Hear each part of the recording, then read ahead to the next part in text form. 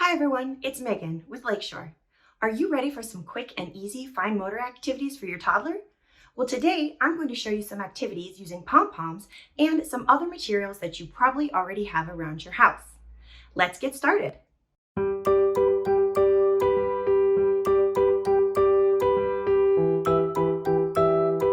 Fine motor skills involve the use of the small muscles that control the hand, fingers, and thumb. The development of these skills help your child perform important tasks like writing and feeding themselves, along with dressing skills like buttoning and zipping. It's important to start practicing these skills at an early age so children can start strengthening these small muscles.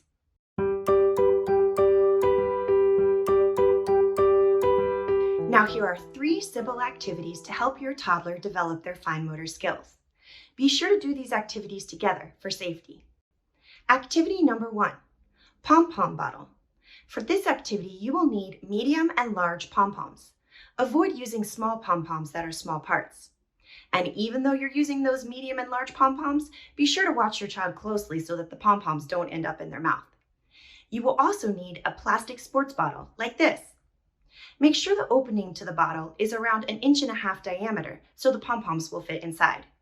Next, demonstrate for your child how to push the pom-poms through the opening and into the bottle. Have your child try on their own. If your child struggles, try giving hand-over-hand instruction. This is when you gently place your hand on your child's, holding the pom-pom and guiding their hand to place the pom-pom into the bottle. This allows your child to see and feel the activity, giving them an idea of what they should do on their own. Activity number 2. Pom Pom Drum. For this activity, you will need cardboard tubes, tape, and some medium-sized pom-poms. First, cut the cardboard tubes in different lengths. Then, tape them to a wall or door side by side. Be sure to tape the tubes low enough to the ground so that your toddler can reach the top of each tube.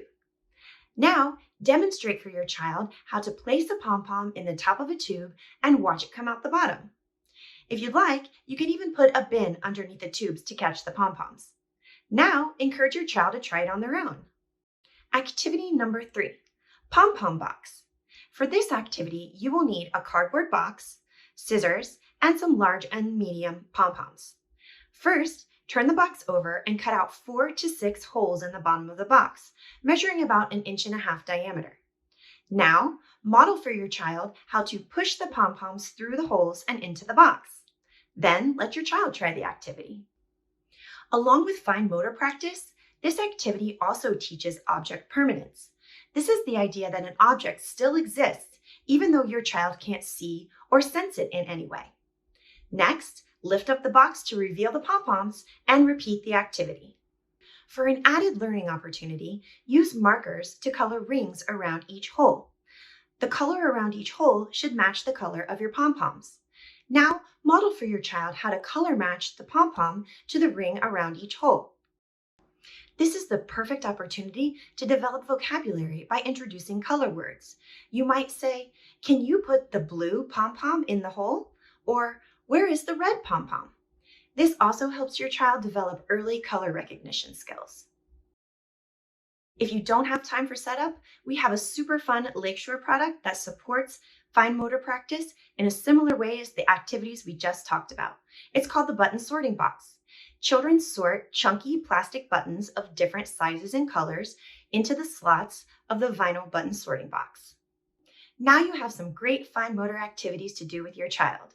I do want to remind you that a toddler's attention span is only about 3 to 6 minutes, so don't get discouraged if your child loses interest in the activities pretty quickly. Fine motor skills are developed through repetition, and your child can revisit these activities frequently. Can you think of other fine motor activities for toddlers using pom-poms? We'd love to see your ideas. Post a photo or video on social media with the hashtag #LearnWithLakeshore.